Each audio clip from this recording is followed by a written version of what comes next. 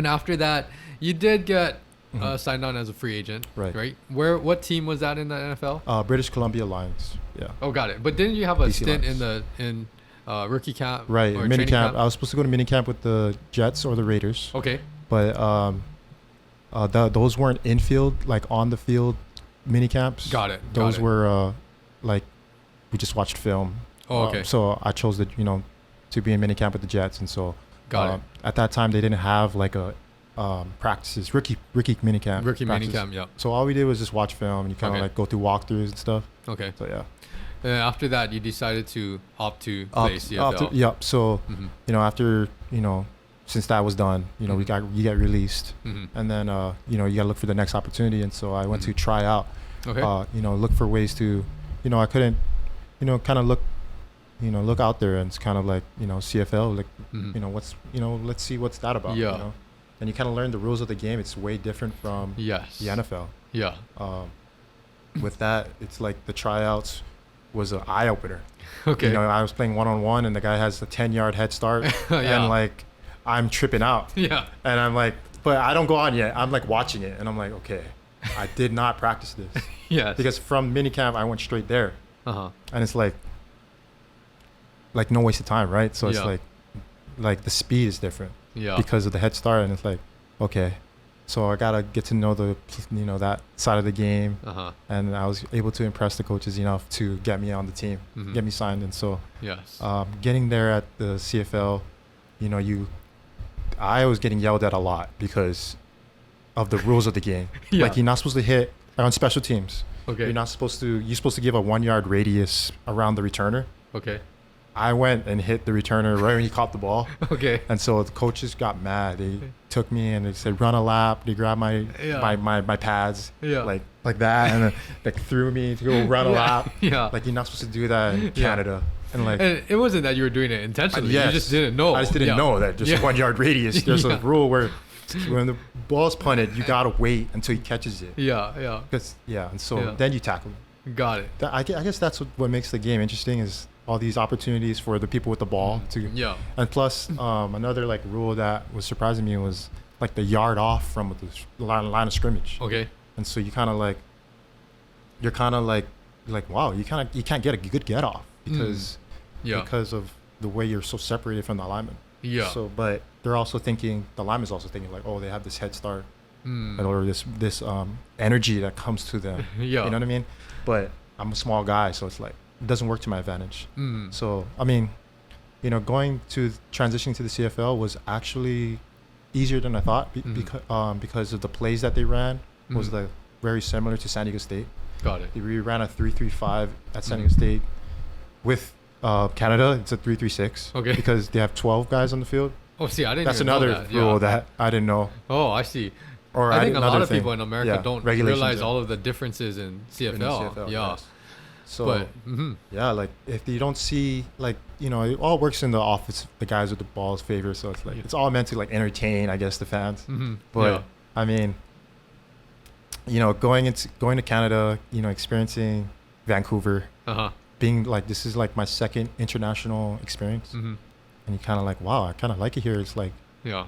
green. Yeah. But I was in a different part of Canada than people think about Canada. Uh-huh. So it's like beautiful, green, more land, like Uh-huh. a lot of nature in Yeah. Vancouver, and I realized that, and I liked it. A lot of rivers, Yeah. and I went fishing. I got able to experience fishing with Oh, teammates. good. But yeah, that's the thing with transitioning from places, is where you get to meet new people. And Uh-huh. so that was kind of a easy transition for me because I've always dealt with that. where Yeah.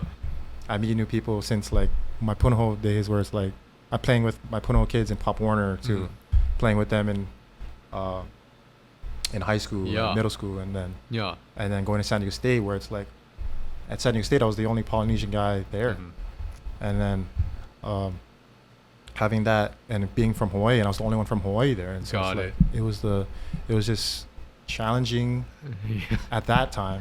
Yeah. But then it was like, if I could build relationships with these guys, I could build relationships with anybody. Mhm. And so when I got to CFL, that was, guys were, grown men. Like people have kids, people bring kids to their locker rooms, and you kind of like realize that, and you're like, wow. Yeah. And like how good rookies get treated. you see that part, and it's like you try your best. Right after practice, you try your best to avoid the veterans. Like you go straight to your locker, you get out, get out. Yeah. Before you have to carry their pads. Some guys carry their pads into the locker room. Yeah. I'm like, they still do that? Like, Yeah, it was definitely. I mean, you had a lot of stories and experiences too. Right. We might have to save that for another time. But unfortunately, you had to come back because you sustained an ankle injury, right? Right. So that's where we were kind of working this off season.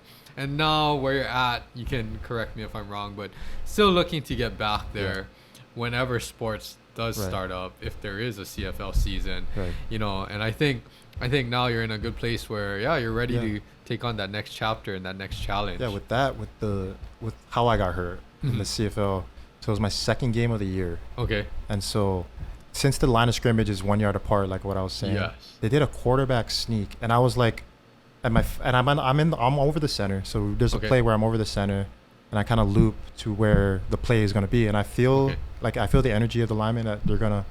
It's a quarterback sneak, but I'm like a yard off, and they dive right into my ankle. So I'm kind of like, my ankle gets buckled. Yeah. And then the linemen climb over me, so my legs are under the pile. While my body's over the pile. Yeah. And then it's like, I'm yelling like, wow, like another ankle injury. I'm like, this isn't the worst one. And then, I get to the sideline, and I'm like, wow, this is it. Like, my ankle's done. And then you came back. This is the worst my ankle's been. Yeah, that's true. And when I did see you, it was like, you had a severe medial ankle sprain, I think it was. Yeah. Right. So, but fortunately, we've got to strengthen your ankle. Yes. You're doing everything that you're back at doing training wise, footwork, running, and everything. And it's something. I think that's the good thing about all of your experiences. It's just overcoming that adversity and being able to bounce back from all of these obstacles or setbacks even. But I do think that you have a lot more years of football, if you choose to. Right. And it's always exciting to see what you can do when you do have a good off season, when you are well rested and recovered. And we look forward to seeing all of the experiences and success that you're gonna reach in the CFL. Hopefully they get started. But we'll save some of those stories for next time, because you have a lot more stories that we didn't touch on.